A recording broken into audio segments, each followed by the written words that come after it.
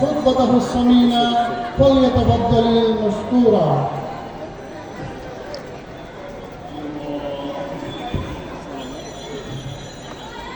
السلام عليكم ورحمة الله وبركاته.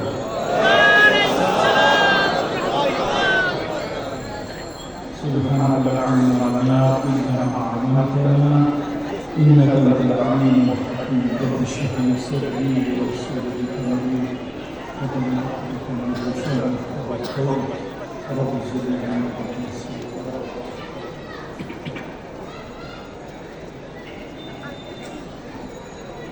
نحمده ونستعينه ونستغفره ونؤمن به ونتوكل عليه ونعوذ بالله من شرور أنفسنا ومن سيئات أعمالنا.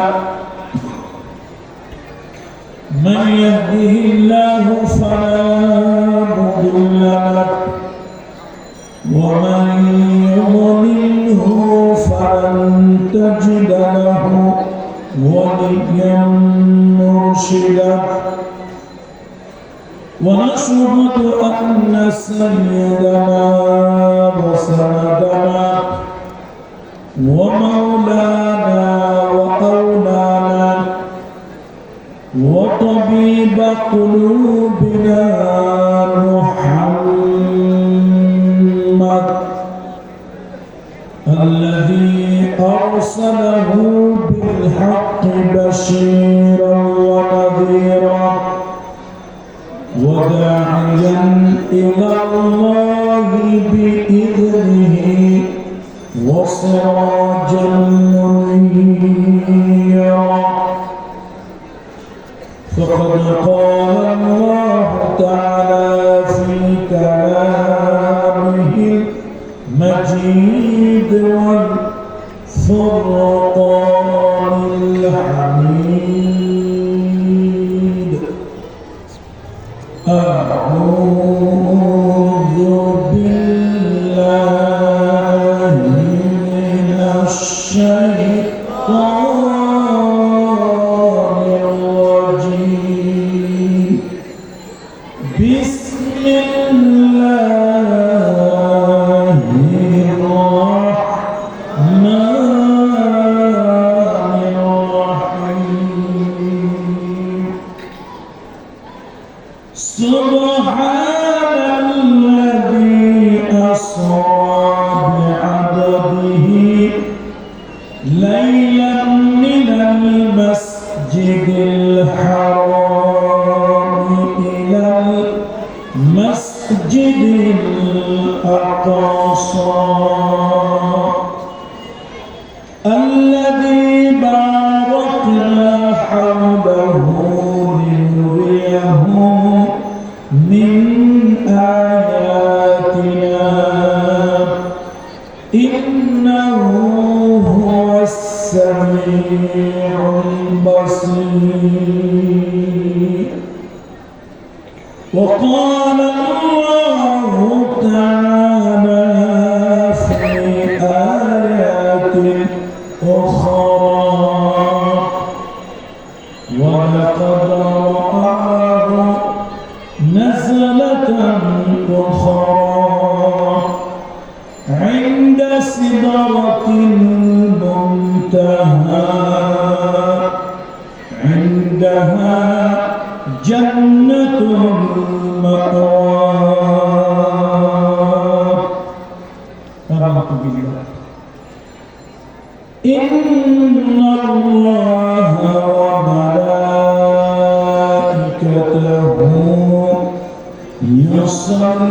يصلون على النبي يا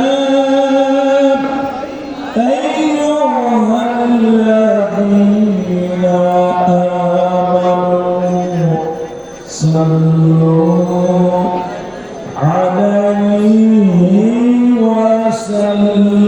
وسلموا تسليما. اللهم صل على وعلى آل محمد كما صليت على إبراهيم وعلى آل إبراهيم إنك حميد مجيد. আমার সাথে সকলে জবান খুলে পড়বেন। আমরা একটা কাসিদা, একটা কবিতা পড়ব রাসূলুল্লাহর শানে। এই কবিতাটা রচনা করেছেন জগৎ বিখ্যাত কবি, আধ্যাত্মিক কবি, মরমী কবি আল্লামা শেখ সাদী রাহমাতুল্লাহ আলাইহি। আমরা এই কবিতাটাকে অনেকে দুরুদ হিসাবে করি। নিঃসন্দেহে এটা একটি বিরাট আমল, যার সুন্নাহ কোনো ভিত্তি নেই। রাসূলুল্লাহর শানে একটি কবিতা, কাসিদা রচনা করেছেন জগৎ বিখ্যাত কবি, ভালোবাসার কবি, আধ্যাত্মিক কবি, মরমী কবি, সুফি কবি আল্লামা শেখ সাদী রাহমাতুল্লাহ আলাইহি। بلغ العلا بكماله كشف الدجى بجماله حسنت جميع خصاله صلوا عليه وآله. ये तेरी मेराज थी कि तुम लौहा कलम तक पहुँचा, और मेरी मेराज हो कि मैं तेरे कदम तक पहुँचा. बलग़ العلا بكماله كشف الدجى بجماله حسنت جميع خصاله صلوا عليه وآله. الحمد لله ثم الحمد لله وأما بعد.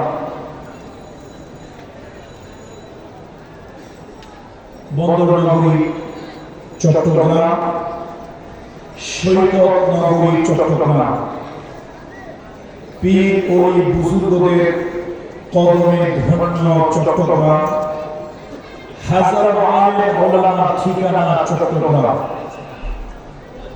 সেই চট্টগ্রামে মহানগরীর অন্তর্ভুক্ত দীর্ঘদিনের ঐতিহ্যবাহী একটি দ্বীনি ইদারা, একটি দ্বীনের বাতিঘর পতেঙ্গা ইসলামিয়া ফাজিল মাদ্রাসা।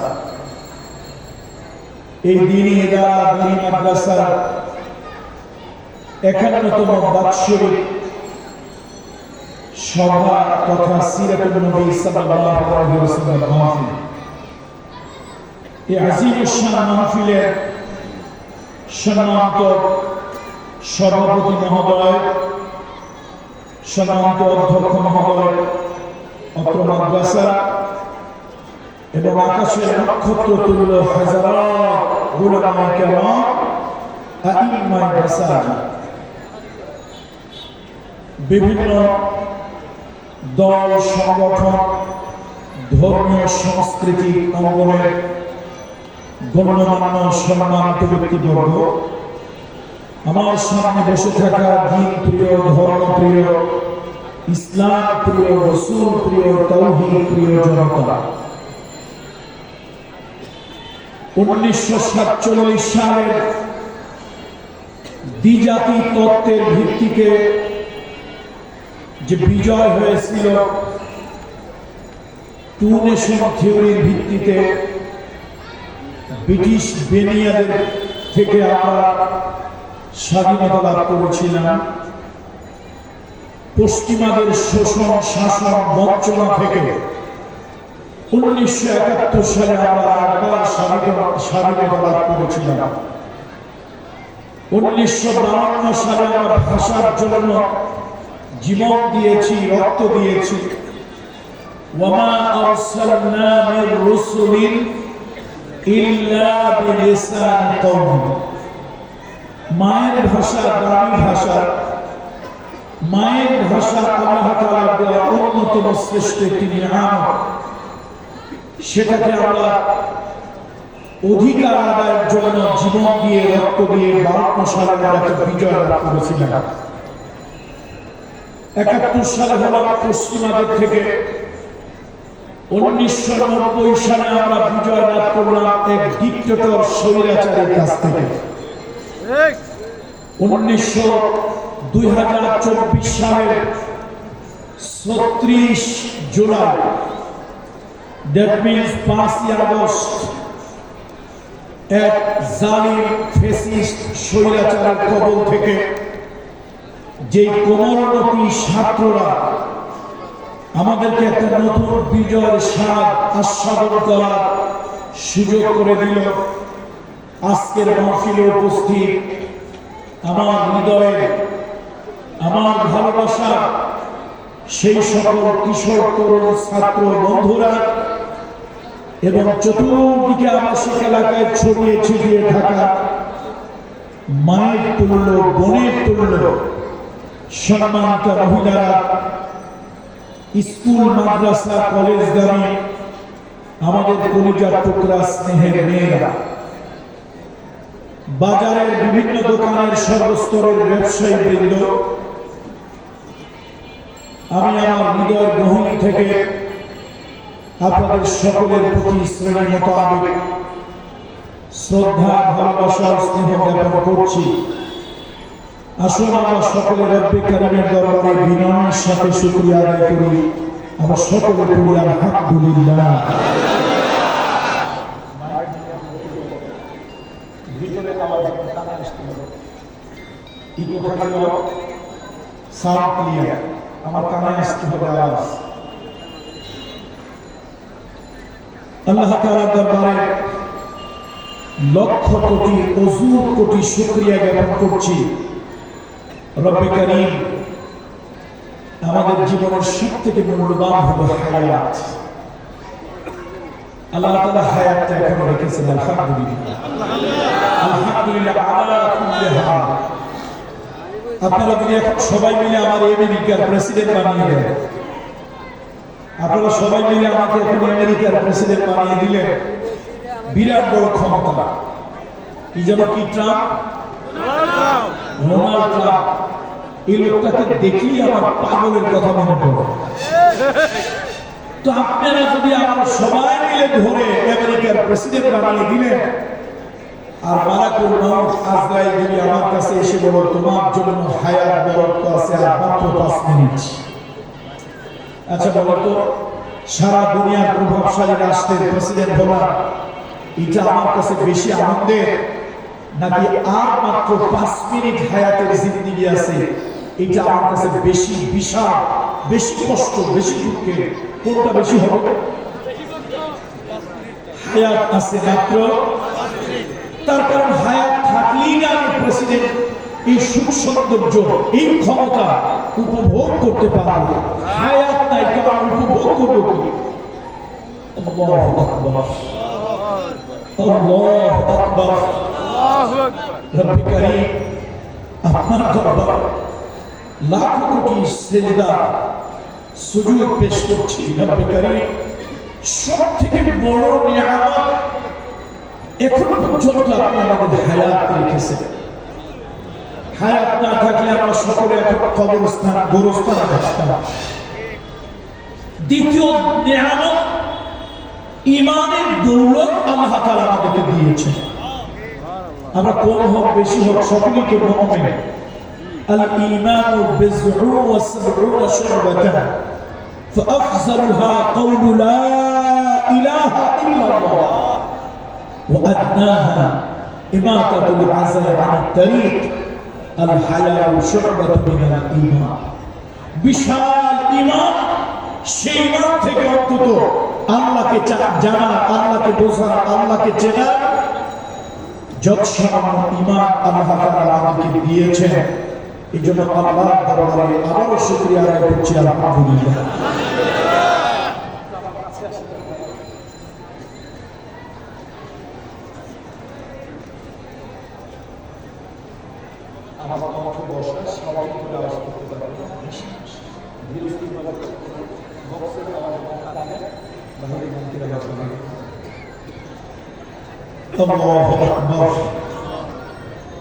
এখন কোন মাস? কোন মাস? কেউ বলছে রজব, কেউ বলছে জানুয়ারি। এক হুজুর জিজ্ঞেস করছে, ভাই এখন কোন মাস? পাবলিক খুব চালাক, কেন কোন কথা বলে আবার কোন ধরা খায়, তা তো ঠিক না। কথা ঠিক কিনা বলেন? কোন কথা বলে কোন ধরা খায়, তা তো ঠিক না। পাবলিক করে আছে। হুজুর কয়, ভাই এটা রবিউল আউয়াল মাস। এই প্রজন্মের ছেলেপেলেরা তো 3-4 বার ঘুরছে, জানুয়ারি, ফেব্রুয়ারি, মার্চ, এপ্রিল, মে, রবিউল আউয়াল আর খুঁজে পায় না। হুজুর আপনি যে খালি বারবার রিপিট করতেছেন রবিউল আউয়াল, রবিউল আউয়াল, আমি তো 3-4 বার ঘুরলাম, রবিউল আউয়াল তো পাইলাম। জানুয়ারি টু ডিসেম্বর 3-4 বার গোনা হয়ে গেছে। হুজুর কয়, বাবা রে তোমার গোনা ঠিক আছে, গোনা অসুবিধা হবে না, তবে তুমি যে রাস্তায় হাঁটতেছো এটা হলো দিল্লির রাস্তা, মস্কো পিকিং এর রাস্তা। তুমি যদি একটু মদিনার রাস্তা দিয়ে হাঁটতা তাহলে ঠিকই তুমি রবিউল আউয়াল মাসটা পেয়ে যেতে। তো যারা দিল্লি মস্কো পিকিং এর রাস্তায় হাঁটছেন তারা ঠিকই বলছেন জানুয়ারি, আর যারা মদিনা মুনাওয়ারার রাস্তায় হেঁটেছেন তারা বলেছে রজব। আল্লাহু আকবার। قد أضل علينا شهر المبارك। বরকতময় মাস রজব, যে মাস আসলে হাবিবে কিবরিয়া রাহমাতুল আলামিন দোয়া করতেন, আল্লাহুম্মা বারিক লানা ফি রজব ওয়া শাবান ওয়া বাল্লিগনা রমাদান। তো রজব মাস, আমি মেরাজের কথা বলতে পারবো না। রাসূলুল্লাহ সাল্লাল্লাহু আলাইহি ওয়াসাল্লামের এই মেরাজটা 2 পর্বে হয়েছিল। একটি হলো ইসরা, আর একটি হলো মেরাজ। ইসরা হয়েছিল বাইতুল্লাহ মক্কা মুকাররমা থেকে বাইতুল মুকদ্দাস মসজিদে আকসা জেরুজালেম পর্যন্ত, আর আরেকটি হয়েছিল সেখান থেকে ঊর্ধ্বলোকে আল্লাহ রাব্বুল ইজ্জত ওয়াল জালালের বাড়িতে আরশে আজিমে মুহাম্মদ রাসূলুল্লাহ সাল্লাল্লাহু আলাইহি ওয়াসাল্লাম দাওয়াত পেয়েছিলেন, দাওয়াতে মেহমান হয়ে সেখানে গিয়েছিলেন। সেই মেরাজ এই রজব মাসে সংগঠিত হয়েছিল মক্কা মুকাররমা শেষের দিকে। আল্লাহ নবী মানবতার বন্ধু মুহাম্মদুর রাসূলুল্লাহ সাল্লাল্লাহু আলাইহি ওয়াসাল্লাম মেরাজে গেলেন। মেরাজ থেকে নবী আবার ফিরে এলেন। মক্কায় তার জীবন ছিল নির্যাতন নিগ্রহণের জীবন, কঠিন অত্যাচারের জীবন ছিল রাসূলুল্লাহ সাল্লাল্লাহু আলাইহি ওয়াসাল্লাম। এই মক্কা থেকে নবীজি হিজরত করে মদিনায় গেলেন। সেই মদিনায় কল্যাণময় একটি রাষ্ট্র স্থাপন করলেন। ওই কল্যাণময় রাষ্ট্রের জন্য আল্লাহ তাআলা তার হাবিবের মাধ্যমে 14 দফা কর্মসূচি আল্লাহ তাআলা তার হাবিবের জন্য দিয়ে দিলেন। সুবহানাল্লাহ। একটা কল্যাণময় রাষ্ট্রের 14 দফা কর্মসূচি, এইটার উপর আমি একটু কথা বলবো। দেখুন, রাষ্ট্র ক্ষমতা এটা এত গুরুত্বপূর্ণ একটা জিনিস। রাসূল আকরাম সাল্লাল্লাহু আলাইহি ওয়াসাল্লাম যখন মদিনা মুনাওয়ারা মক্কায় নির্যাতিত হচ্ছে, আল্লাহ তাআলা তাকে একটি দোয়া শিখিয়ে দিলেন। আল্লাহ মুহাম্মদ রাসূলুল্লাহকে দোয়া শিখিয়ে দিলেন। হাবিব, আপনি বলুন, وَقُلْ رَبِّ أَدْخِلْنِي مدخل صدق وأخرجني مخرج صدق واجعلني من لدنك سلطانا نصيرا أي الله تعالى এই মক্কা নগরীতে আমি নির্যাতিত নিগৃহীত এই জমিন থেকে যদি আপনি আমাকে বের করেন, আপনি আমাকে কল্যাণের সাথে বের করবেন, যাতে আমার কল্যাণ আছে ওই কল্যাণের সাথে আপনি আমাকে বের করবেন। আর যেই জমিনে, যেই দেশে, যেই ভূখণ্ডে আমাকে আপনি প্রবেশ করাবেন, সেখানে আপনি আমাকে কল্যাণের সাথে প্রবেশ করাবেন। ওয়াজআলনি মিন লাদুনকা সুলতানান নাসীরা, আল্লাহ সাহায্যকারী রাষ্ট্র ক্ষমতা আমাকে দান করুন। আল্লাহু আকবার। সাহায্যকারী রাষ্ট্র ক্ষমতা। এই জন্য আমরা জুমার মসজিদে যখন যাই, জুমার খুতবাগুলোর ভিতরে খতিব মহোদয়রা একটা হাদিস আমাদের সামনে পেশ করেন জুমার খুতবার ভিতরে, আস-সুলতানু জিল্লুল্লাহি ফিল আরদ, রাষ্ট্র ক্ষমতা হলো এই দুনিয়ার মানুষের উপরে আল্লাহর আরশের ছায়া। রাষ্ট্র যারা পরিচালনা করেন তারা যদি জালিম হয়, স্বৈরাচার হয়, ডিক্টেটর হয়, ফ্যাসিবাদ হয়, চোর হয়, ডাকাত হয়, খুনি হয়, আইনাঘর সৃষ্টিকারী হয়, ওই দেশের জাতি আরাম হারাম হয়ে যায়। জোরে বলুন ঠিক। এই জন্য রাষ্ট্র ক্ষমতা। শুধু তাই নয়, রাষ্ট্র যারা পরিচালনা করবেন তারা যদি মুত্তাকি হয়, দেশের জনগণের ভিতরে তাকওয়ার প্রভাব পড়ে। রাষ্ট্র ক্ষমতা যারা পরিচালনা করবেন ওরা যদি ডাকাত হয়, রাষ্ট্রের জনগণের ভিতরে ডাকাতের মনোভাব সৃষ্টি হয়। রাষ্ট্র যারা পরিচালনা করবে ওরা যদি জালিম, স্বৈরাচারী, অত্যাচারী হয়, দেশের সাধারণ নাগরিক, জেনারেল পিপল যারা আছে তাদের ভিতরে মেন্টালিটিতে এর প্রভাব পড়ে। এই জন্য রহমতের নবী হাবিবে কিবরিয়া রহমতের নবী মুহাম্মদ রাসূলুল্লাহ বলেছেন, আন-নাসু আলা দীনি মুলুকি। যে দেশের রাজা বাদশারা যেরকম, ওই দেশের জনগণের চরিত্র হয় ওরকম। রাজা বাদশারা যদি হয় ডাকাত, পাচারকারী, তাহলে তার সেরা সারাঙ্গা দেশের বড় বড় নাগরিকগুলি ওরাও হয় চোর, ডাকাত, পাচারকারী। কত ঠিক কিনা? এক ডাকাত মানুষের বাড়ি কয়টা লাগে? এক ডাকাত বিদেশি বাড়ি বানাইছে 365। চিন্তা করছি কেমন ডাকাত। আল্লাহু আকবার। বন্ধুরা আমার, আসুন একটা কল্যাণময় রাষ্ট্র কাকে বলে? আপনারা যে যে দল করেন, এটা প্রতিষ্ঠানের মানফি, এটা একটা শিক্ষা প্রতিষ্ঠান, একটা এডুকেশনাল ইনস্টিটিউশন। এটাকে আমি আমার ভাষায় বলি একটা দ্বীনের এদারা, আমার ভাষায় বলি এটা দ্বীনের একটা বাতিঘর। আপনি দাওয়াতে তাবলীগের লোক হন, মাদ্রাসা যদি না হতো ইলিয়াস রহমাতুল্লাহ আলাইহির জন্ম হতো না। আপনি মাদ্রাসা লেভেলের হন, মাদ্রাসা যদি না হতো শাহ ওলিউল্লাহ মুহাদ্দিস দেহলভীর জন্ম হতো না, রশিদ আহমদ গঙ্গোহীর জন্ম হতো না, হাজী ইমদাদুল্লাহ মুহাজিরি মুফতির জন্ম হতো না, মাদ্রাসা যদি না হতো। আপনি যে লাইনেই যান, আপনি যদি জমানার একজন শ্রেষ্ঠ ওলি, কিংবদন্তির মুফাসসির শহীদ আল্লামা দেলওয়ার হোসেন সাইদি সাহেবের কথা যদি বলেন, মাদ্রাসা যদি না হতো সাইদির জন্ম হতো। সুতরাং এটা একটা দ্বীনি প্রতিষ্ঠান। আমাদের দেশের লোকেরা বলে সমাজটা নষ্ট করছে দীপুমণি, আর শিক্ষাটাকে ধ্বংস করেছে নুরুল ইসলাম নাহি আর দীপুমণি। সমাজ নষ্ট করছে পরিমণি, আর শিক্ষা ধ্বংস করছে নুরুল ইসলাম নাহিদ আর দীপুমণি।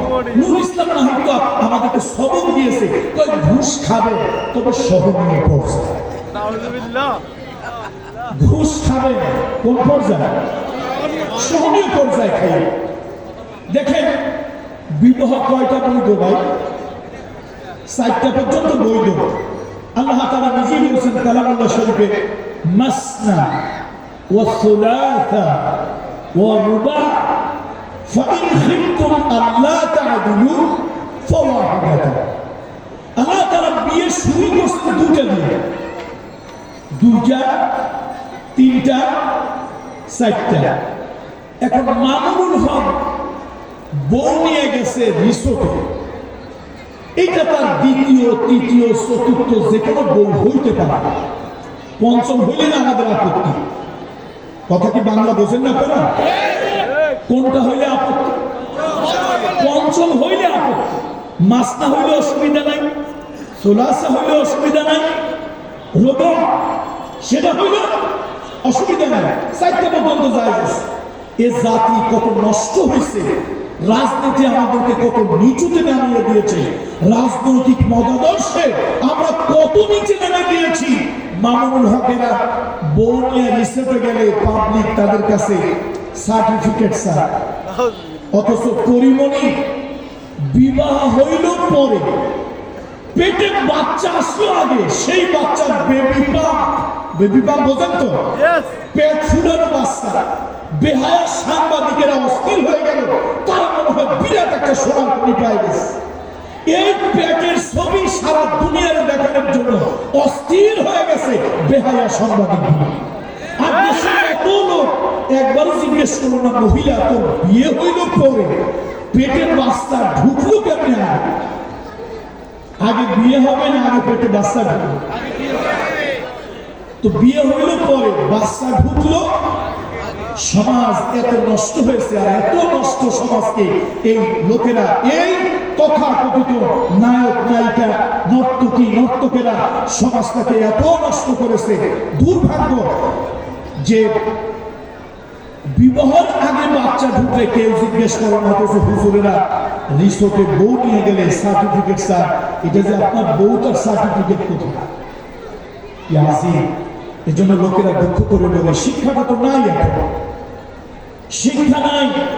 যে শিক্ষার ভিতরে মূল্যবোধ আছে, ভ্যালুজ আছে, সেই শিক্ষা এখন আর নাই, মূল্যবোধহীন শিক্ষা। অথচ শিক্ষার গুরুত্ব সব থেকে বেশি হওয়া দরকার ছিল। সৃষ্টি জগতের ভিতরে প্রথম শিক্ষক হলেন আল্লাহ, আর প্রথম ছাত্র হলো আদম সফিউল্লাহ। প্রথম শিক্ষককে আর প্রথম ছাত্রকে, এই মাইকের লোকে জিজ্ঞাসা মাইক কোথা থেকে নুহ ইসলামের জমানার সাউন্ড সিস্টেম এনেছে।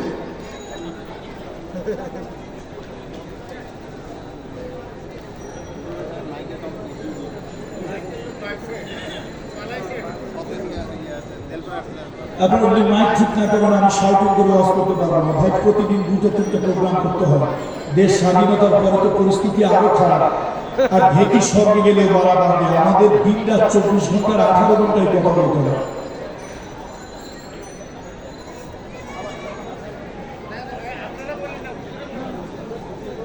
আওয়াজটা আমার কানে আসতে হবে, তাহলে আমি শাউটিং করে কথা বলবো না। আওয়াজ বাহিরে হোক বা না, আমার কোনো আপত্তি নেই, আমার কানে আওয়াজ আসতে হবে।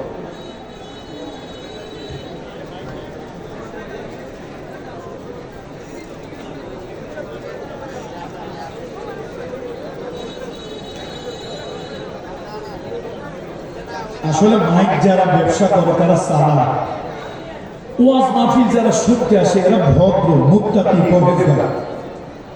গানের মাইক, কনসার্টের মাইক যদি এদিক সেদিক হয়, মাইকও ভাঙবে, মাইকলারও ভাঙবে, মাইকও ভাঙবে, মাইকলাকেও ভাঙবে। কিন্তু ওয়াজের মাহফিলের শ্রোতা মাশাআল্লাহ এত ভদ্র মুত্তাকি পরহেজগার, ওলট পালট যাই হোক, মাইকও ভাঙবে না, মাইক ওয়ালাকেও ভাঙবে না। এই জন্য এরা ব্যবসায়িক মানুষ, বুঝে শুনে মাইক আনে মাহফিলে। আমার কানে আওয়াজ আসতে হবে, সেভাবে সেটিং করবেন, না হলে কিন্তু কথা বলবো না। বক্স আমার দিকে ঘুরিয়ে দেন। আমার আওয়াজ যদি আমি না বুঝি আমি কি কথা বলতেছি, তো শ্রোতারা কেন কি এর কথা বলছে?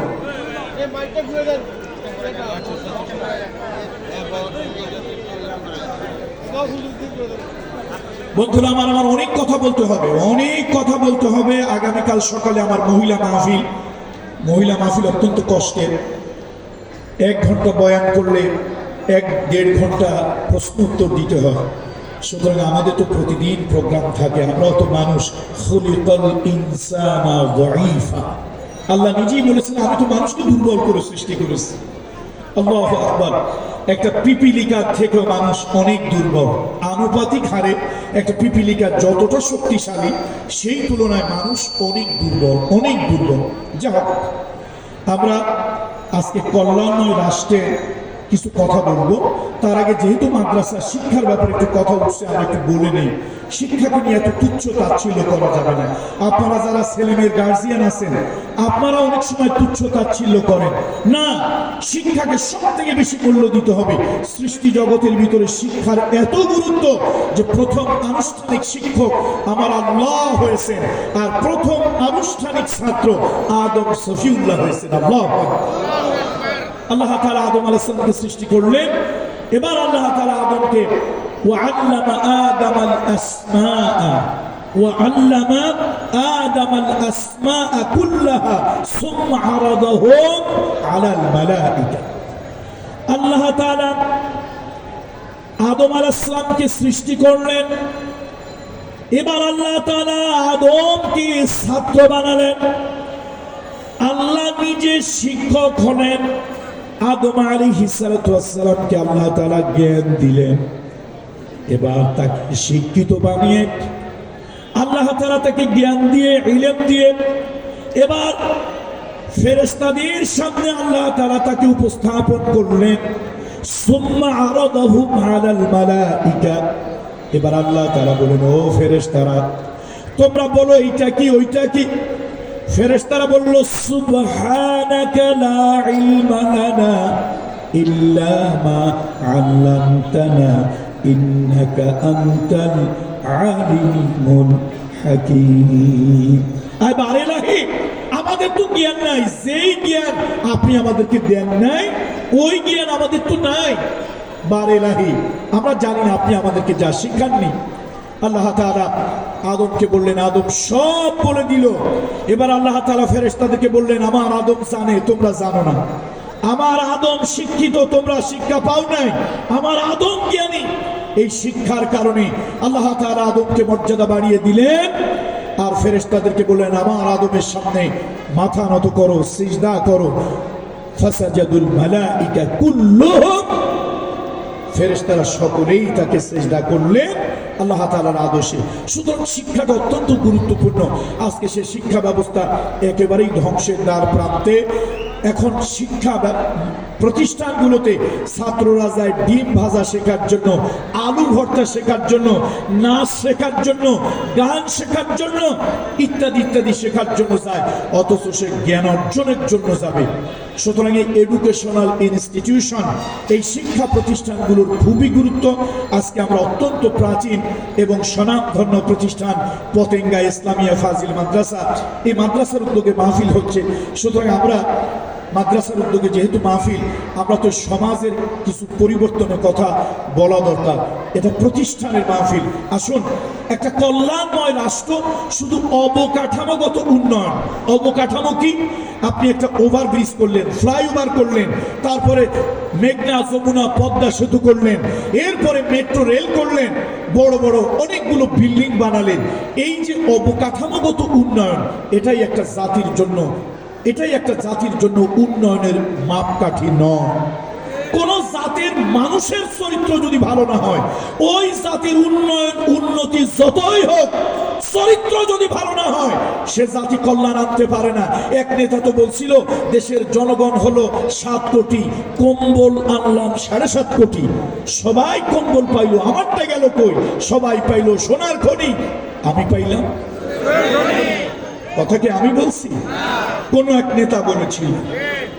বন্ধুরা আমার, তাহলে জাতির চরিত্র ভালো না হইলে শুধু অবকাঠামোগত উন্নয়ন হইল, রাষ্ট্রের নাম পাল্টাইলো, পতাকা পাল্টাইলো, জাতির চরিত্র পাল্টাইলো না। আচ্ছা বলেন, কোনো লাভ হবে?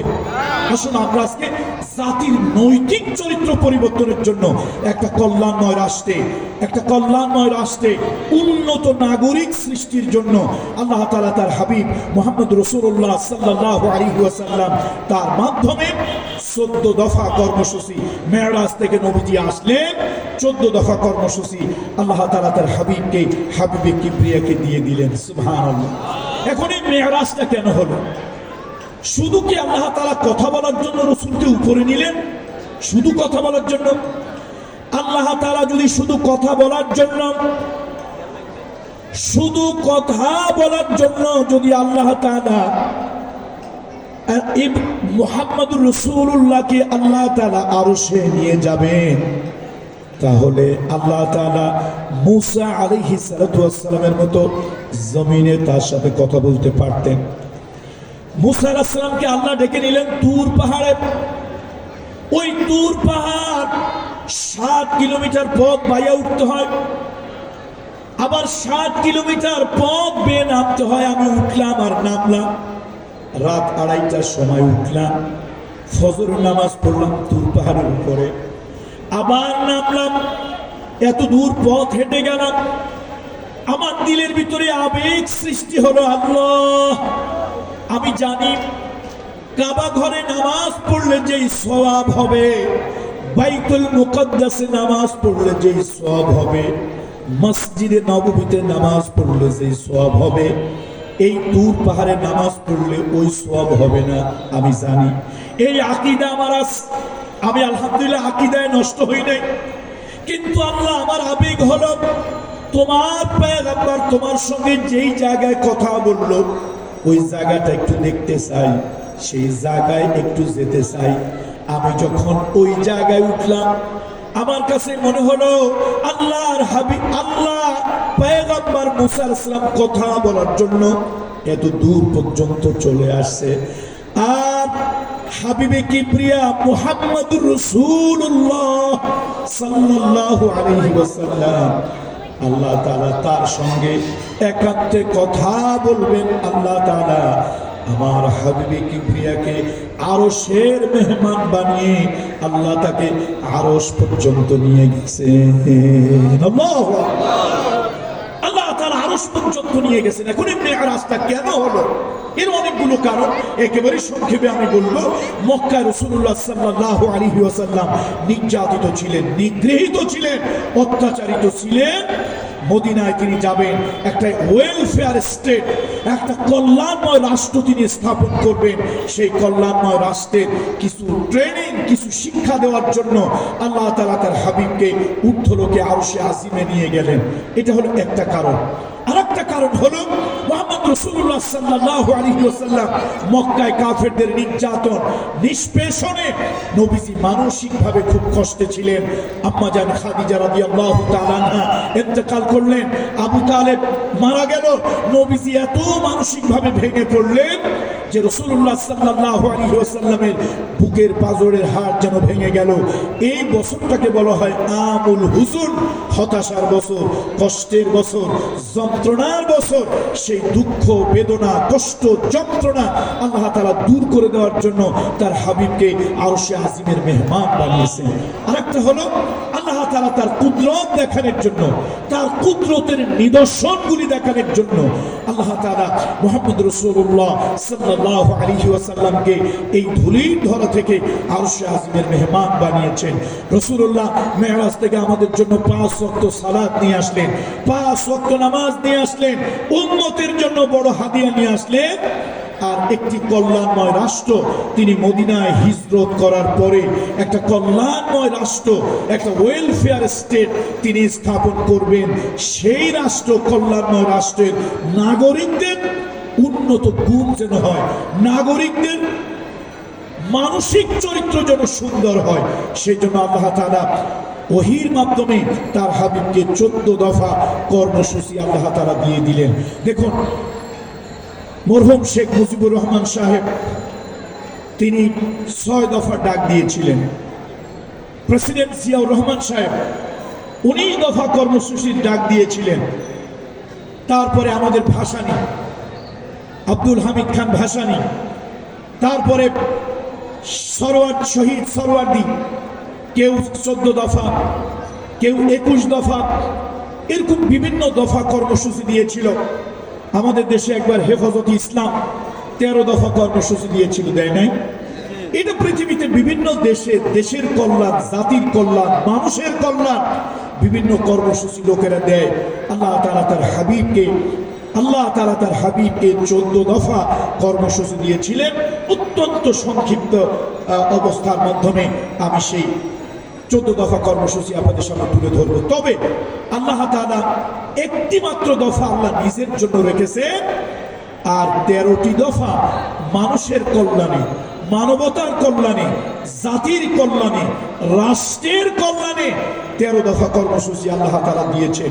একটা রেখেছেন আল্লাহ, বাকিটা দিয়েছেন বান্দাকে। হকুল্লাহ আর হকুল ইবাদ, আল্লাহর হক আর বান্দার হক, এই 14টা কর্মসূচি। প্রথম হলো ইবাদত, দাসত্ব। এটা হবে একমাত্র আল্লাহর জন্য। ইবাদত, বন্দেগী, দাসত্ব একমাত্র কার জন্য হবে? আল্লাহ তাআলা বলেন, وَقَضَى رَبُّكَ أَلَّا تَعْبُدُوا إِلَّا إِيَّاهُ। তোমার প্রভুর কাদা, কাদা মানে বিধান, ফয়সালা, রুলস, আইন।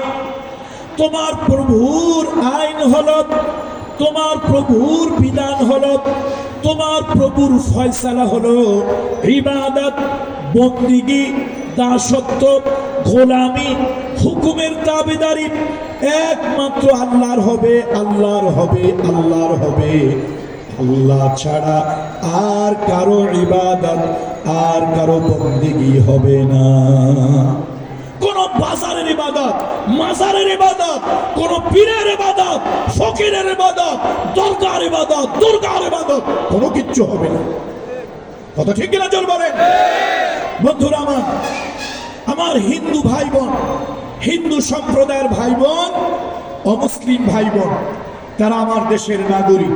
আমার যেরকম নাগরিক হিসেবে ধর্মীয় অধিকার আছে, আমার হিন্দু সম্প্রদায়ের ভাই বোনদেরও নাগরিক হিসেবে তাদের নাগরিক অধিকার আছে। ইসলাম লা ইকরাহা ফিদ্দিন, ইসলাম কারো উপরে জবরদস্তি করেনি। গলায় পাড়া দিয়ে, বুকে পাড়া দিয়ে, বন্দুক তরবারি ঠেকিয়ে কাউকে ইসলাম ধর্মান্তরিত করতে বলেনি। ধর্মের মধ্যে এরকম বাড়াবাড়ি, জবরদস্তি নাই। আল্লাহ নিজে তার হাবিবকে শিখিয়ে দিলেন, হাবিব আপনি বলুন, লাকুম দীনুকুম ওয়ালিয়া দীন, তোমাদের ধর্ম তোমাদের কাছে, আমাদের দিন, আমাদের ধর্ম আমাদের কাছে। এখন আমার প্রশ্ন হলো, হিন্দু সম্প্রদায়ের ভাই বোন, তাদের নাগরিক অধিকার, ধর্মীয় অধিকার, তারা 1000টা দুর্গার পূজা করুক, উপাসনালয় 1000টা দেবদেবীর পূজা করুক। আমি মুসলমান, আমার ধর্ম, আমার ইসলাম, আমার ঈমান, আমার আকীদা বলে আল্লাহ ছাড়া কারো ইবাদত, বন্দেগী, দাসত্ব, গোলামি, হুকুমের তাবেদারি চলবে? বলুন, চলবে? আল্লাহ তাআলা কোরআন শরীফের ভিতরে বলেছেন, ওয়া'বুদুল্লাহ ওয়া লা তুশরিকু বিহি শাইআ। আল্লাহ তাআলার ইবাদত করো, আল্লাহর বন্দেগী করো, আল্লাহর সাথে কাউকে শরীক করিও না, আল্লাহর সাথে কাউকে অংশীদার করিও না। এটা আল্লাহর কথা। সুতরাং আমরা আল্লাহর ইবাদত করব, আল্লাহর সাথে কাউকে শরীক করব না। আল্লাহর সামনে মাথা নত করি, আল্লাহর সাথে সামনে মাথা নত করি। কোন বাজার, মাজার, পীর, ফকির, দরগা, দুর্গা, নেতা, নেত্রী, ভাস্কর্য, কারো সামনে মাথা নত করব না। কি রাজি আছি? কারো সামনে মাথা নত। আমাদের দেশে এখন রাষ্ট্রীয় একটা শিরিক চালু হয়েছে, রাষ্ট্রীয় পর্যায়ে শিরিক চালু হয়েছে। আলিয়া মাদ্রাসা এ ব্যাপারে কথা বলে না, এমপিও বন্ধ হয়ে যাবে। কওমি মাদ্রাসা কথা বলে না, দান সদকা বন্ধ হয়ে যাবে। বক্তা কথা বলে না, আগামী বছর দাওয়াত পাবে না, ব্ল্যাক লিস্টেড হয়ে যাবে। খতিব সাহেব কথা বলেন না, জুমার চাকরিটা চলে যাবে। এই যে রাষ্ট্রীয়ভাবে ভাস্কর্য তৈরি করে সেই ভাস্কর্যের সামনে আগুন জ্বালিয়ে একদল নাম দিয়েছে আগুনের শিখা চিরন্তন, আর একদল আগুন জ্বালিয়ে নাম দিয়েছে শিখা অনির্বাণ। এই আগুনকে যেই নাম দেওয়া হোক, আগুনকে যে কোনো নাম দেওয়া হোক, আগুনের সামনে ফুল দিয়ে মাথা নত করে দাঁড়িয়ে থাকা আল্লাহর কসম হচ্ছে শিরক। এটা কি জোরে বলেন? শিরক। কোন নেতা, যত বড় নেতা হোক, কোন নেতার ভাস্কর্য তৈরি করে সেই ভাস্কর্যের সামনে মাথা নত করে দাঁড়িয়ে থাকা যাবে না, এটা হারাম, এটা শিরক। আজকে রাষ্ট্রীয়ভাবে চালু হয়েছে। একদল হয়তো ক্ষমতার থেকে গেছেন, তাদের নেতার সামনে মাথা নত করেছেন। আবার ভবিষ্যতে হয়তো কারা ক্ষমতায় আসবে, তাদের নেতার ভাস্কর্য তৈরি হবে, আবার পাবলিক ওরকম মঞ্চে ফুল দিয়ে নীরবে দাঁড়িয়ে থাকবে। আমি বক্তা কথা বলবো না, দাওয়াত পাওয়ার ভয়ে মাদ্রাসার হুজুরেরা কথা বলবেন না, এমপিও বন্ধ হয়ে যাওয়ার ভয়ে, আর কেউ কথা বলবেন না, দান সদকা বন্ধ হওয়ার ভয়ে। এটা মুনাফিকি, হিপোক্রেসি, ইমানের দাবি এটা নয়। যত বড় নেতা হোক, বিশ্বনবী মুহাম্মদ রাসূলুল্লাহ সাল্লাল্লাহু আলাইহি ওয়াসাল্লাম আল্লাহর হাবিবের নামেও যদি ভাস্কর্য তৈরি করা হয়, সেই ভাস্কর্যের সামনে ফুল দিয়ে নীরবে মাথা নত করে দাঁড়িয়ে থাকা আল্লাহর কসম শিরক। আল্লাহর কসম শিরক। যত বড় পীর হোক, কোন পীরের ভাস্কর্য তৈরি করে তার সামনে মাথা নত করে থাকা যাবে না। এগুলো শিরক। ইবাদত কার হবে? বলেন, ইবাদত কার হবে? গোলামি কার হবে? বন্দেগী কার হবে? দাসত্ব কার হবে? হুকুমের তাবেদারি কার হবে? একমাত্র আল্লাহ। আমরা পীরদেরকে ভালোবাসি, আমরা ওলি আল্লাহদের কবর জিয়ারত করি। আমরা পীরদেরকে কেন ভালোবাসি, ওলিদেরকে ভালোবাসি? হাদিসে কুদসি, মান আদালি ওলিয়ান ফাকাদ আযানতুহু বিল হারব। আমার ওলিদের সাথে যারা দুশমনি করে, আমি আল্লাহ তাদের সাথে যুদ্ধের ঘোষণা দেই। সুতরাং আমরা আল্লাহর ওলিদেরকে ভালোবাসি, আহলুল্লাহদেরকে ভালোবাসি, ওলি আল্লাহদেরকে ভালোবাসি।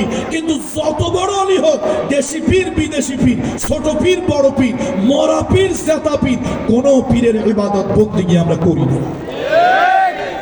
এই আকীদা যদি আপনার না থাকে, আকীদা ঠিক করে নেন। ইবাদত, ইবাদত, বন্দেগী, দাসত্ব, গোলামি, হুকুমের তাবেদারি একমাত্র কার হবে? আল্লাহ। 14 দফা কর্মসূচির প্রথম দফা হলো ওয়াকাদা রাব্বুকা আল্লা তা'বুদু ইল্লা ইয়াহু। তোমরা ইবাদত করবে, বন্দেগী করবে, দাসত্ব করবে একমাত্র আল্লাহ। ওয়া'বুদুল্লাহ ওয়া লা তুশরিকু বিহি শাইআ। আল্লাহ তাআলার হাবিব মুহাম্মদ রাসূলুল্লাহ সাল্লাল্লাহু আলাইহি ওয়াসাল্লাম, মুআজ বিন জাবাল থেকে একটা হাদিস, রাসূলুল্লাহ সাল্লাল্লাহু আলাইহি ওয়াসাল্লাম একদিন মুআজকে, নবীজির হৃদয়ের ভিতরে প্রেমের জোয়ার উঠছে, আল্লাহর হাবিবের হৃদয়ের ভিতরে প্রেমের জোয়ার উঠেছে। আল্লাহর হাবিব ব্যাকুল হয়ে গিয়েছেন, ডাক দিলেন, ইয়া মুআজ, হে মুআজ তুমি কোথায়? লাব্বাইক ওয়া সা'দাইক, আনা হেনা ইয়া রাসূলুল্লাহ। হুজুর আমি তো আপনার কাছেই। নবীজি বলেন, মুআজ, মুআজ তুমি কি জানো আল্লাহর কি হক বান্দার উপরে, আর বান্দার কি হক আল্লাহর উপরে? সাহাবী মুআজ বললেন, ইয়া রাসূলুল্লাহ, আল্লাহ ভালো জানেন, আল্লাহ রাসূল ভালো জানেন। রাসূলুল্লাহ সাল্লাল্লাহু আলাইহি ওয়াসাল্লাম বললেন, فإن حق الله على العباد أن يعبدوه ولا يشركوا به شيئا। ও মুআজ, বান্দার উপরে আল্লাহর হক হলো, এই বান্দা আল্লাহ ছাড়া কারো ইবাদত করবে না, কারো বন্দেগী করবে না, কারো সামনে মাথা নত করবে না, কারো কাছে কিছু চাইবে না, একমাত্র আল্লাহর কাছেই চাইবে। ও মুআজ, এই বান্দা আল্লাহ ছাড়া কারো ইবাদত করবে না, এটা হলো আল্লাহর হক। আর বান্দার একটা হক আল্লাহর কাছে আছে। কোন বান্দা যদি আল্লাহর ইবাদত ছাড়া অন্য কোন ইবাদত না করে, আল্লাহর সাথে যদি কাউকে শরীক না করে, তাহলে বান্দার হক হলো ওই বান্দাকে আল্লাহ তাআলা জাহান্নামের আগুনে জ্বালাবে না। আল্লাহু আকবার। এই জন্য মুহাম্মদ রাসূলুল্লাহ সাল্লাল্লাহু আলাইহি ওয়াসাল্লাম মিরাজ থেকে একটা কল্যাণময় রাষ্ট্রের 14 দফা কর্মসূচি নিয়ে আসলেন। তার মধ্যে আল্লাহ তাআলা নিজের জন্য একটা রাখলেন 13 দফা কর্মসূচি। রাষ্ট্রের নাগরিকদের উন্নত চরিত্র, মানবিক গুণাবলী, উন্নত মানবিক গুণাবলী দেওয়ার জন্য। তার কারণ রাষ্ট্রের নাগরিকের চরিত্র খারাপ, রাষ্ট্রের নাগরিকের ঈমান খারাপ, রাষ্ট্রের নাগরিকের আমল খারাপ। এই রাষ্ট্র যতই মেট্রো রেল হোক, এই রাষ্ট্র যতই যমুনা, পদ্মা, মেঘনা সেতু হোক, এই রাষ্ট্রে যত হাজার এয়ারপোর্ট হোক, এই রাষ্ট্রে কলকারখানা যতই হোক, রাষ্ট্র সুফল ভোগ করতে পারবে না। চোরের দল, সাটার দল সব খেয়ে ফেলবে, চুরি করে আর সেটে ফেলবে। কথা ঠিক কিনা বলুন? এই জন্য রাষ্ট্রের নাগরিকদের উন্নত মানবিক গুণাবলীর জন্য 14 দফা কর্মসূচি। প্রথমটা হলো হকুল্লাহ, আল্লাহর হক, আল্লাহর ইবাদত বন্দেগী। দ্বিতীয় হলো মা বাপের হক। এই বান্দার হক শুরু হলো মা বাপের দিয়ে। দেখেন আল্লাহ তাআলার ইনসাফ কত, আল্লাহর সুবিচার কত। আল্লাহ তাআলা তারপরে মা বাপকে আল্লাহ তাআলা স্থান দিয়েছেন। মুহাম্মদ রাসূলুল্লাহ সাল্লাল্লাহু আলাইহি ওয়াসাল্লাম আল্লাহর পরে মা বাপের স্থান দিয়েছেন। সুবহানাল্লাহ, সুবহানাল্লাহ।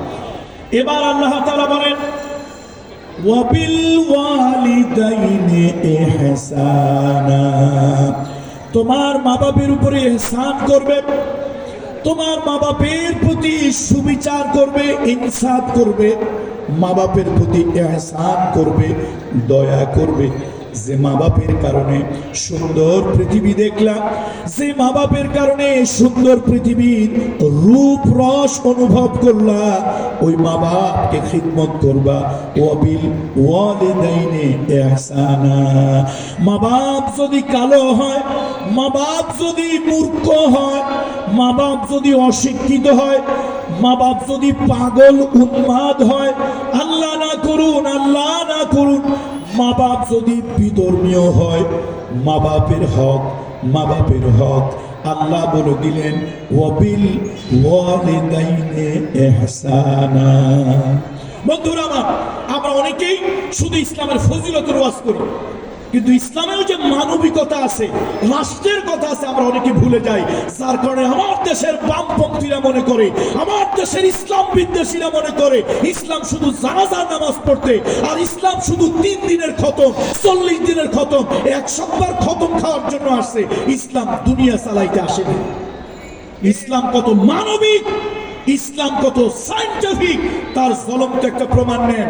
যখন মদিনায়, মক্কার জীবন শেষ, মদিনার জীবন শুরু হবে, রাসূলুল্লাহ সাল্লাল্লাহু আলাইহি ওয়াসাল্লাম 2 জন 4 জন, 2 জন 4 জন, 5 জন, 2 জন 4 জন, 5 জন, এরকম করে করে ক্ষুদ্র ক্ষুদ্র দলে দলে নবীজি মক্কা থেকে গোপনে আস্তে আস্তে সাহাবীদেরকে মদিনায় পাঠিয়ে দিচ্ছে। শুনতেছেন আপনারা আমার কথা? রাসূলুল্লাহ এরকম ছোট ছোট দলে পাঠিয়ে দিচ্ছে। কয়েকজন লোক আসলো, ইয়া রাসূলুল্লাহ, ইয়া রাসূলুল্লাহ, হুজুর আমরা কবে হিজরত করব, আমরা কবে মদিনায় যাব? দেখেন মানবতার বন্ধু কাকে বলে, মানবতার মহান শিক্ষক কাকে বলে, রহমাতুল লিল আলামিন কাকে বলে। আল্লাহ নবী বললেন না, তোমার এই মুহূর্তে হিজরত করা হবে না, এই মুহূর্তে তোমার হিজরত করা হবে না। কেন? ইয়া রাসূলুল্লাহ, কি কারণ? নবীজি বললেন তোমার ঘরে বেডশিট, মৃত্যুর বিছানায় শুয়ে আছে তোমার মা, তোমার বাবা, তাদেরকে দেখার মতো কেউ নাই। ও সন্তান, আমি রহমতের নবী, তোমাকে হিজরতে যাওয়ার পারমিশন দিতে পারি না, ইজাজত দিতে পারি না। থাকো, এই বাপ মার সেবা করো, তারা মৃত্যুবরণ হলে তাদের শেষ কৃত্য করে তারপরে তুমি মদিনায় হিজরত করে আসবে। দেখেন হিজরত ঈমান বাঁচানোর জন্য, হিজরত দ্বীন বাঁচানোর জন্য এত গুরুত্বপূর্ণ একটি আমল। রাসূলুল্লাহ সাল্লাল্লাহু আলাইহি ওয়াসাল্লাম মা বাপের খিদমতের জন্য শুধু মানবিক কারণে কিছু লোকদেরকে আল্লাহ রাসূল হিজরতে যেতে বাধা দিয়েছেন, নবীজি নিরুৎসাহিত করেছেন, আল্লাহ নবী যেতে দেন নাই। সুবহানাল্লাহ বলবেন না আপনারা? আমার ইসলামের মধ্যে আপনি জীবনের সমাধান খুঁজে পান না। আপনি যান সমাজতন্ত্রের কাছে, আপনি যান জাতীয়তাবাদের কাছে, আপনি যান ধর্মনিরপেক্ষ মতবাদের কাছে, আর জীবনের প্রত্যেকটা ক্ষেত্রে সমাধান আল্লাহ তাআলা ইসলামের ভিতরে রেখে দিয়েছে। ইসলাম হলো পরিপূর্ণ জীবন ব্যবস্থা। শুধু খেসুরি খাওয়ার জন্য, আগ্নি বিরিয়ানি খাওয়ার জন্য, শুধু জিলাপি খাওয়ার জন্য পৃথিবীতে ইসলাম আসে নাই। ইসলাম এসেছে হুয়াল্লাযী আরসালা রাসূলাহু বিল হুদা ওয়া দীনিল হক লিইয়ুযহিরাহু আলা দ্বীনি কুল্লি। এই পৃথিবীতে যত মানব রচিত মতবাদ আছে, সব মতবাদের উপরে ইসলামকে বিজয়ী করার জন্য আল্লাহ তাআলা এই দ্বীন দিয়েছেন। কয় দফা কর্মসূচি? 14 দফা কর্মসূচি। সেই 14 দফা কর্মসূচি রাসূলুল্লাহ সাল্লাল্লাহু আলাইহি ওয়াসাল্লাম আমাদের জন্য উপহার দিলেন মেরাজ থেকে। তাহলে প্রথম হক কার? আল্লাহ। একটু আওয়াজ দিয়ে বলেন না, প্রথম হক কার? আল্লাহ তাআলা। ইবাদত, বন্দেগী, দাসত্ব, গোলামি কার করব? আল্লাহ। আল্লাহ ছাড়া কোন পীরের পূজা, পরীর পূজা, দরগার পূজা, দুর্গার পূজা, বাজারের পূজা, মাজারের পূজা, কোন ব্যক্তির পূজা, নেতার পূজা, নেত্রীর পূজা, দল আর আদর্শের পূজা করব না। কারা কারা ঈমানদার রাখেন? আগে রাখেন। ঈমানদারের হাত তুলবেন, মুনাফিকের হাত তুলবেন না। কারা কারা পারবো একটু আওয়াজ দেই, লিল্লাহে তাকবীর, নারে তাকবীর। কোরআন সুন্নাহর আলো, কোরআন হাদিসের আলো। হাত নামান।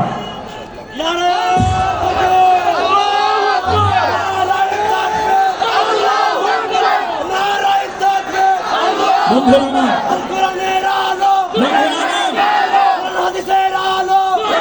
তাহলে প্রথম আল্লাহর হক ফয়সালা হয়েছে আল্লাহ তাআলার পার্লামেন্টে, আল্লাহর আরশে ফয়সালা হয়েছে, ওয়াকাদা সিদ্ধান্ত হয়েছে, ফয়সালা হয়েছে, আইন হয়েছে, তারপরে রায় প্রদান করা হয়েছে আল্লাহর পক্ষ থেকে। গোলামি, দাসত্ব, হুকুমের তাবেদারি একমাত্র আল্লাহ।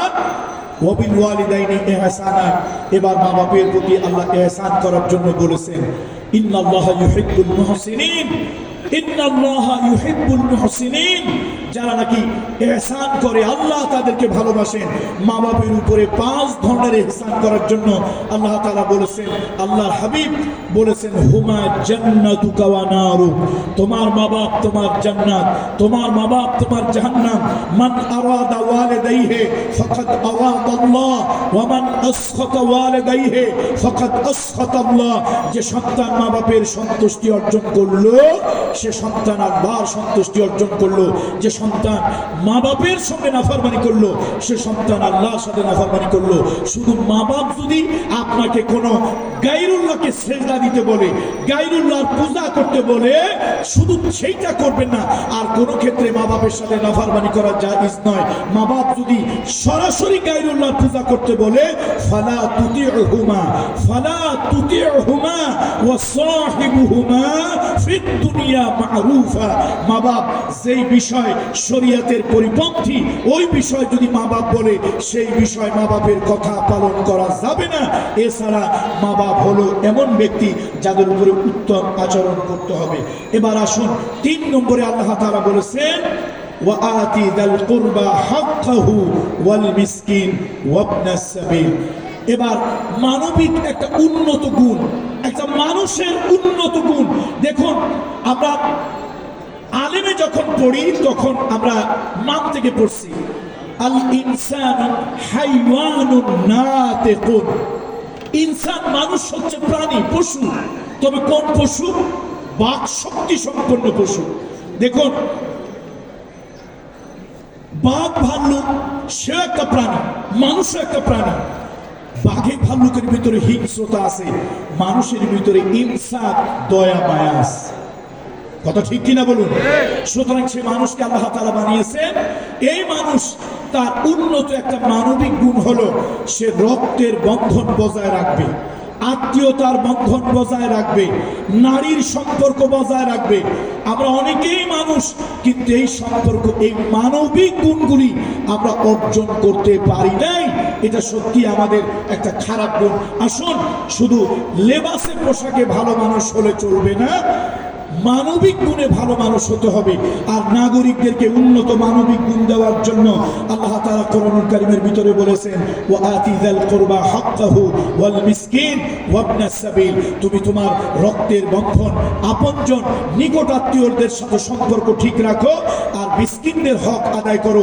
রাস্তার পথিক যারা, সেই ইবনুস সাবিলদের হক এটাও তুমি আদায় করো, তাদের প্রতি ইহসান করো, দয়া করো, করুণা করো। বন্ধুরা আমার, ইবনে কাসিরের ভিতরে হাদিস উল্লেখ করা হয়েছে, এই যে রক্তের বন্ধন, নারীর বন্ধন, এই সম্পর্কগুলো আল্লাহর আরশের সাথে ঝুলানো থাকে, আল্লাহর আরশের সাথে ঝুলানো থাকে। যারা রক্তের বন্ধন, আত্মীয়তার বন্ধন যারা ছিন্ন করে, ওরা যেন আল্লাহর আরশের সাথে সম্পর্ক ছিন্ন করলো।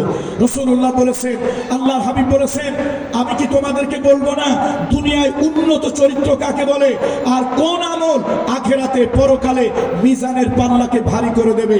সাহাবীরা বললেন, ইয়া রাসূলুল্লাহ, আপনি আপনি বলুন দুনিয়ায় কোন আমল দুনিয়াতে মানুষকে উন্নত চরিত্রবান মানুষ বানায়, আখেরাতে তার মিজানের পাল্লা ভারী করে দেয়? নবীজি তিনটা কথা বললেন। রহমতের নবী, মানবতার বন্ধু, মানবতার শিক্ষক, তিনটা কথা বললেন। তাসিল মান কাতাআক ওয়া তু'তি মান হারামাক ওয়া তুফু আম্মান যালামাক। তিনটা গুণ অর্জন করো, তুমি উন্নত মানবিক গুণ সম্পন্ন মানুষ হবে। তিনটা চরিত্র খাসিয়াত তুমি অর্জন করো। তোমার আপনজন, রক্তের সম্পর্কের যারা তোমার সাথে সম্পর্ক ছিন্ন করেছে, পারলে তুমি তাদের সাথে সম্পর্ক জোড়া লাগাও, তাদের সাথে সম্পর্ক জোড়া লাগাও। তাসিল মান কাতাআক ওয়া তু'তি মান হারামাক। তোমাকে যে জীবনে বঞ্চিত করেছে, তোমার অভাবের দিনে, তোমার প্রয়োজনের দিনে তুমি হাত পেতেছিলে, কিন্তু কিছু নাফরমান আপনজন আত্মীয় স্বজন আছে, বিপদে পড়ে তাদের কাছে হাত পাতলে কোনো সাহায্য করে না, সহযোগিতা করে না। এমন কোন নাফরমান, এমন কোন নিমক হারাম, এমন কোন বেঈমান, এমন কোন গাদ্দার যদি তোমার কাছে তুমি একদিন হাত পেতেছিলে, তোমাকে দেয় নাই, আজকে তোমার কাছে অভাবের তাড়নায় হাত পেতেছে, রহমতের নবী বলেছেন তাকে তুমি ফিরিয়ে দিও না। ওই দিনের কথাটা মনে করে তোমার বুকে যদি আগুন জ্বলে, বুকে উপরে পাথর চাপা দিয়ে রাখো, আগুনটা নিভিয়ে দাও। তুমি যা পারো তোমার তৌফিক, তোমার অ্যাবিলিটি অনুযায়ী কিছু না কিছু তাকে তুমি দান করো। আর একটা হলো ওয়া তুফু আম্মান যালামাক। তোমার উপরে যারা জুলুম করেছে, বিগত 15.5 বছর এদেশের আলেম উলামা, সে আলিয়ার আলেম হোক, কওমের আলেম হোক, হেফাজতের আলেম হোক, জামাতের আলেম হোক, বিগত ফ্যাসিস্ট সরকার 15.5 বছর সব থেকে বেশি নির্যাতন করেছে আলেমদের উপরে। এত বেশি নির্যাতন,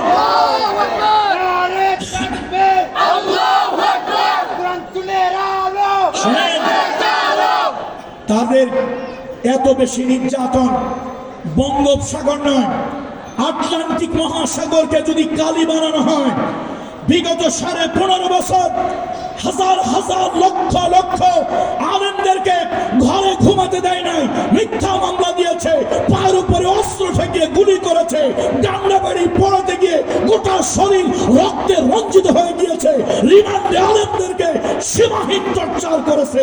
সেই গল্প যদি লেখা হয়, বাংলাদেশ বঙ্গোপসাগর নয়, আটলান্টিক মহাসাগরের কালি শুকিয়ে যাবে।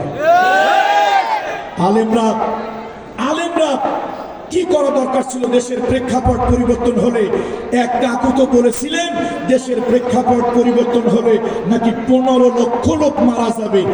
একজন লোককে ওই দেশের আলেমরা প্রতিহিংসা বশত পিটাইয়া মারে না। এক নেতা তো কথায় ঘোষণা দিত খেলা হবে, খেলা শুরু হওয়ার আগেই সে নেতা বোরকা পরে পালিয়ে গেছে, ওই সালেমটারে খুঁজে পাই না। খেলা হবে চিল্লাইয়া যারা খেলার আগেই পালিয়ে যায়, ওরা কি পুরুষ না কাপুরুষ? এই কাপুরুষগুলি কম নির্যাতন, কম জুলুম করে নাই। এমন হাজার আলেম আছে বছরের পর বছর নিজের বাচ্চাটাকে বুকে নেওয়ার, নিজের স্ত্রী, হালাল স্ত্রী, তার হাতটা ধরে একটু মনের তৃপ্তি মিটানোর সুযোগ দেয় নাই। আল্লাহর কাছে দোয়া করি তোমরা যতটুকু মানসিক কষ্ট আলেমদেরকে দিয়েছো, আল্লাহ তার প্রত্যেকটা কড়াই গন্ডা বদলা বহুগুণ তোমাদেরকে ফিরিয়ে দিক। যদি এদেশের আলেমরা প্রতিহিংসা পরায়ণ হতো, তাহলে এদেশে ঠিকই 15 লক্ষ লোক মারা যেত। এদেশের আলেমরা জেনে শুনে একজন মানুষও দেশের প্রেক্ষাপট পরিবর্তন হওয়ার পরে 36 জুলাই করে একজন আলেম ওই দেশের, সে আলিয়ার আলেম হোক, কওমের আলেম হোক, কোন আলেমরা এদেশের ক্ষিপ্ত আচরণ কারো উপরে করে নাই। কথা ঠিক কিনা বলেন? রাসূলুল্লাহ বলেছেন 3টা গুণ। অতুফু আম্মান যালামাক। ইউসুফ আলাইহিস সালামের ভাইরা তার উপরে যা করেছিল, প্রেক্ষাপট পরিবর্তন হওয়ার পরে ভাইদেরকে উপরে ঠ্যাং দিয়া, নিচে মাথা দিয়া রিমান্ডে দিতে পারতেন, কিন্তু তিনি ক্ষমা করে দিয়েছিলেন। মুহাম্মদ রাসূলুল্লাহ ফাতে মক্কা যেদিন হলো, মক্কা বিজয় যখন হলো, আল্লাহর হাবিবের চোখ বেয়ে টপ টপ করে পানি পড়ছে, রাসূলুল্লাহর চোখ বেয়ে টপ টপ করে পানি পড়ছে। আল্লাহর হাবিব বারবার আবিদি হয়ে যাচ্ছেন। আবু সুফিয়ান দাঁড়িয়ে আছে। নবীজি বললেন, চাচা আপনাকে ক্ষমা করে দিয়েছি। আবু সুফিয়ান দাঁড়িয়ে আছে। রাসূলুল্লাহ বলেন, চাচা আপনি মক্কার লিডার, আপনি যাদেরকে আশ্রয় প্রশ্রয় দিয়েছেন তাদেরও ক্ষমা করে দিয়েছে। আবু সুফিয়ান দাঁড়িয়ে আছে, চোখ বেয়ে পানি টপ টপ করে পড়ছে, অনুশোচনার পানি। রাসূলুল্লাহ দেখেন এখনো চায় না, চাচা আপনি যান না কেন? আপনার ঘরে যারা আশ্রয় প্রশ্রয় দিয়েছে তাদেরও মাফ করে দিয়েছে।